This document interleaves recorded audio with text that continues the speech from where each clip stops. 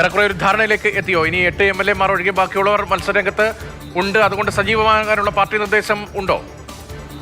രതീഷ, നമ്മൾ മനസ്സിലാക്കുന്നത് നിലമ്പൂർ ഉപതെരഞ്ഞെടുപ്പിന് ശേഷം, അതായത് CPM-ന്റെ സിറ്റിംഗ് MLA ആയിരുന്ന അല്ലെങ്കിൽ സിറ്റിംഗ് സീറ്റ് ആയിരുന്ന നിലമ്പൂർ കൈവിട്ടതിന് ശേഷം ഉണ്ടായിട്ടുള്ള ഒരു പുനർചിന്തനമാണിത്. CPM വളരെ കൃത്യമായി നടപ്പാക്കിക്കൊണ്ടുള്ള 2 ടേം മത്സരിച്ചവർ, തുടർച്ചയായി മത്സരിച്ച് വിജയിച്ചവർ മത്സരിക്കേണ്ടതില്ല എന്നുള്ള തീരുമാനം അത് വളരെ കൃത്യമായി നടപ്പാക്കുകയും 2016 അത് വിജയകരമായി നടപ്പാക്കുകയും അതിൻ്റെ അടിസ്ഥാനത്തിൽ 8 പുതുമുഖങ്ങൾ അധികമായി നേടുകയും ചെയ്തു എന്നുള്ളൊരു കാര്യമുണ്ടായിരുന്നു. എന്നാൽ 3ാം വട്ടത്തിലേക്ക് കടക്കുന്ന പിണറായി സർക്കാരിന് ഒരുപക്ഷെ ഇത്തരം ഒരു തീരുമാനവുമായി മുന്നോട്ട് പോയാൽ അടി പതറും എന്നുള്ള ഒരു വിലയിരുത്തൽ വന്നിരിക്കുന്നു എന്നുള്ളതാണ്.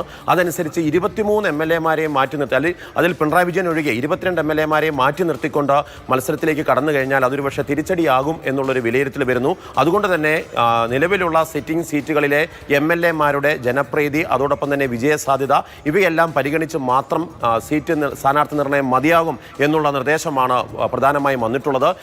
ഇന്ന് CPM-ന്റെ സംസ്ഥാന സെക്രട്ടേറിയറ്റ് ഉണ്ട്. നാളെ മറ്റന്നാളും നടക്കുന്ന CPM-ന്റെ സംസ്ഥാന സമിതി യോഗത്തിലും തദ്ദേശ തെരഞ്ഞെടുപ്പും അതോടൊപ്പം തന്നെ നിയമസഭാ തെരഞ്ഞെടുപ്പുമായി ബന്ധപ്പെട്ടുള്ള കാര്യങ്ങളിൽ ഒരു ചർച്ചയുണ്ടാകും. അതിൻ്റെ അടിസ്ഥാനത്തിലായിരിക്കും കൃത്യമായ തീരുമാനമുണ്ടാകുക.